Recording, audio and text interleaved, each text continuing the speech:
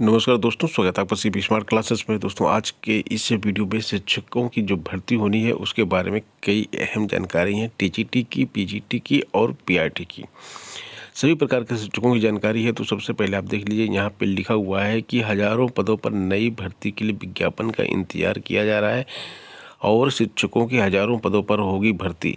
साफ साफ लिखा हुआ है, राजकीय विद्यालयों और अशासकीय महाविद्यालयों में इसी वर्ष भरे जाएंगे पद। तो सबसे पहले यहाँ पे जो बात की गई है वो राजकीय विद्यालयों में जो पद भरे जाएंगे उसके 3 प्रकार के विज्ञापन आए हुए हैं। एक तो विज्ञापन आया हुआ है उत्तर प्रदेश उच्चतर शिक्षा सेवा आयोग से। विज्ञापन संख्या 50 है। इसमें पदों की संख्या 2002 है। इसको असिस्टेंट प्रोफेसर भर्ती का विज्ञापन है। ये 47 विषयों की भर्ती होनी है। लिखित परीक्षा के बाद अब इसमें इंटरव्यू कराया जाना है। तो फिर इसका जो अंतिम चयन परिणाम है इंटरव्यू के बाद घोषित किया जाएगा। इसका लिखित परीक्षा हो चुकी है और जल्द ही इसका रिजल्ट आ सकता है। मार्च या अप्रैल में इंटरव्यू कराए जा सकते हैं। ऐसे में अगले 4 से 5 महीने में भर्ती प्रक्रिया पूरी की जा सकती है। वहीं पर एक दूसरी भर्ती है जो प्रवक्ता की है, पुरुष महिला की। राजकीय इंटर कॉलेजों में जीआईसी के 1473 पदों पर भर्ती होनी है और इसका जो है पहली बार जो है इसमें प्री और मुख्य परीक्षा के आधार पर भर्ती हो रही है। तो इसमें प्रारंभिक परीक्षा का परिणाम घोषित किया जा चुका है। 13 मार्च को मुख्य परीक्षा प्रस्तावित है, यानी यह भर्ती भी इसी वर्ष पूरी हो जाएगी। प्रवक्ता के 1473 पदों में पुरुष वर्ग के 991 और महिला के 482 पद हैं। इसके बाद एक तीसरी जो वैकेंसी है वो आश्रम पद्धति से राजकीय आश्रम पद्धति विद्यालयों में प्रवक्ता के 124 पदों पर भर्ती है। तो ये भर्ती भी पूरी हो जाएगी, जिसमें सबसे ज़्यादा गणित के पद हैं और लिखित परीक्षा के माध्यम से भर्ती कराई जा रही है। इसमें भी लोक सेवा आयोग ने प्रारंभिक परीक्षा का परिणाम घोषित कर दिया। मुख्य परीक्षा 1 मई को इसकी प्रस्तावित है। नई भर्ती के लिए एलटी ग्रेड और टीजीटी दोनों की नई भर्ती आनी है और उत्तर प्रदेश लोक सेवा आयोग को तकरीबन 1207 पदों पर नई भर्ती के लिए अधियाचन मिल चुका है। इसके अलावा एलटी ग्रेड शिक्षक भर्ती 2018 के विभिन्न विषयों में रिक्त रह गए 3000 से अधिक पदों का विज्ञापन भी आना है। मतलब इन पदों पर भी भर्ती होनी है। तो 3000 कुछ थे और 1200 ये, तो ये मिला के करीब 4500 पद के आसपास है जो एलटी ग्रेड में विज्ञापित होने हैं। इन्हीं पदों पर विज्ञापन आएगा और आपको इन पदों पर जितनी भी सीट आपके सब्जेक्ट की आएगी उसी में आपको तैयारी करनी है। जिन पदों पे ज़्यादा रिक्त पद थे उनकी सीट ज़्यादा आएगी। जैसे गणित विषय है, कंप्यूटर है, इन सब विषयों में ज़्यादा रिक्त पद थे। इंग्लिश में सीट उतनी ज़्यादा नहीं आएगी और अन्य विषय जिसमें सीट मतलब वेटिंग लिस्ट से लोगों को लिया गया था और पद खाली नहीं रह गए थे उसमें सीट उतनी ज़्यादा नहीं आएगी। और यहाँ पे टीजीटी पीजीटी की बात कर रहे हैं, यहाँ पे अशासकीय माध्यमिक विद्यालयों में। तो इसमें 16 विषयों में टीजीटी और 23 विषयों में पीजीटी का अधियाचन मिला है और ये अधियाचन करीब 5000 पदों के लिए अधियाचन मिला है।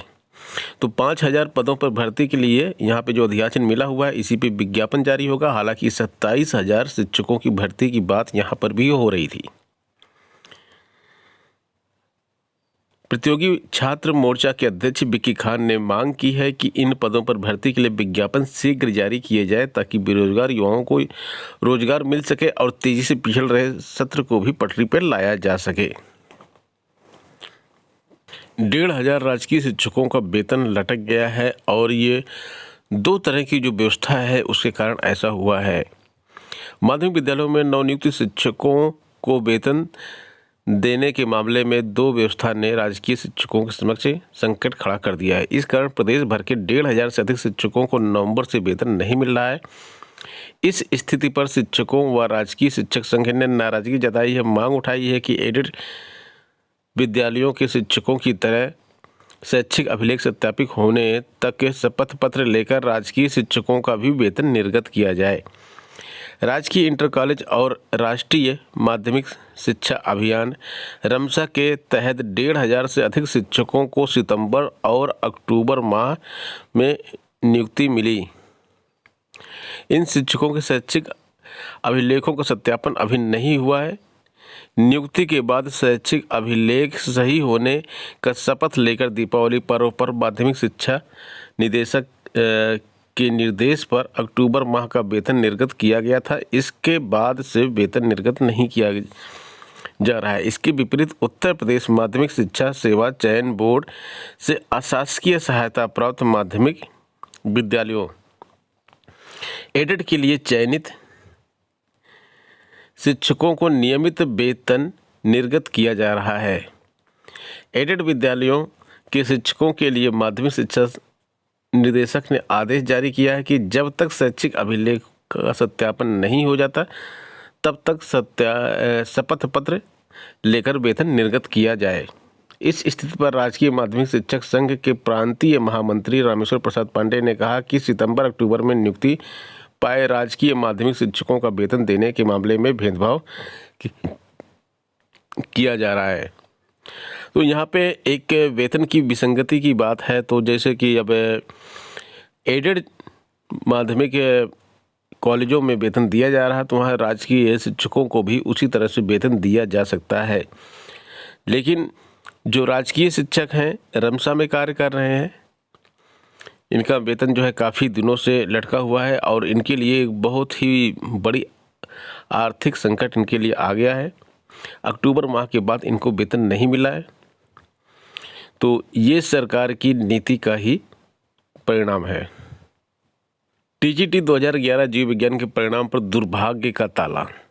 सुप्रीम कोर्ट के दबाव में एक दिन में साक्षात्कार और रात में परिणाम देने वाले माध्यमिक शिक्षा सेवा चयन बोर्ड अब प्रधानाचार्य भर्ती 2013 को लेकर हाई कोर्ट के दबाव में है और प्रशिक्षित स्नातक शिक्षक टीजीटी 2011 के जीव विज्ञान के अभ्यर्थियों का आरोप है कि इसी कारण उनका परिणाम घोषित नहीं किया जा रहा है, जबकि लापरवाही के कारण भीगी उनकी मार्कशीट मामले की जांच कर समिति परिणाम देने की राय सुझाकर संस्तुति कर चुकी है। अशासकीय सहायता प्राप्त एडेड माध्यमिक विद्यालयों के लिए 8 साल बाद प्रधानाचार्य भर्ती का साक्षात्कार 31 जनवरी 2022 तक पूरा कराने का दावा चयन बोर्ड ने किया था। इसके लिए हाई कोर्ट में हलफनामा भी दिया था, लेकिन साक्षात्कार पूरा कराना तो दूर, तिथि बीतने के 1 सप्ताह बाद साक्षात्कार की तिथि तक घोषित नहीं कर सका है।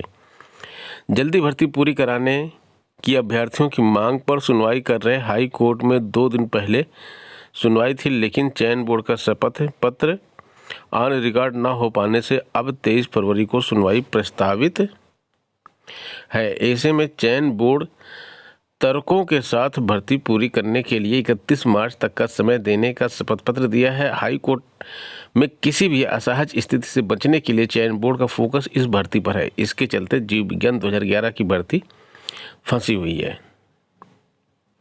75% आरक्षण पर रोक के खिलाफ 11 को सुनवाई होगी। हरियाणा में निजी क्षेत्र में स्थानीय लोगों को 75% आरक्षण देने वाले कानून पर रोक लगाने के पंजाब एवं हरियाणा हाई कोर्ट के आदेश के खिलाफ दायर विशेष अनुमति याचिका यानी कि एसएलपी पर सुनवाई अब 11 फरवरी को होगी। एसएलपी हरियाणा सरकार ने दायर की है। 69,000 शिक्षकों की बात करें तो आरक्षित अभ्यर्थियों ने ट्विटर अभियान चलाकर नियुक्ति देने की मांग की है। अभ्यर्थियों ने बताया कि वर्ष 2018 में निकली 69,000 शिक्षक भर्ती 2 साल से मुकदमों की मार झेलती रही। काउंसलिंग प्रक्रिया शुरू होते ही आरक्षण घोटाले की भेंट चढ़ गई। पिछड़े वर्ग के अभ्यर्थियों ने इसके विरोध में 22 जून 2021 को इको गार्डन में धरना देना शुरू किया था, जो आचार संहिता लागू होने तक 200 से भी अधिक दिन तक चला। इस मामले का संज्ञान लेते हुए मुख्यमंत्री ने मामले को त्वरित निस्तारित करने के निर्देश भी दिए। कार्रवाई आगे बढ़ाते हुए संबंधित अधिकारियों ने 6800 के आरक्षित वर्ग की अतिरिक्त सूची 5 जनवरी 2022 को निकाली, लेकिन वो भी अब तक आगे नहीं बढ़ सकी है। अभ्यर्थियों का कहना है कि विभागीय अधिकारी चुनाव आयोग के आदेश मिलने के बाद भी काउंसलिंग शेड्यूल और जिला आवंटन सूची जारी नहीं कर रहे हैं। इससे आहत अभ्यर्थियों ने ट्विटर अभियान चलाया है। तो दोस्तों, ये हो गई आज की प्रमुख खबरें और अपडेट। मिलते हैं नेक्स्ट वीडियो में नई खबरों के साथ। बने रहे आप सीपी स्मार्ट क्लासेस के साथ। धन्यवाद।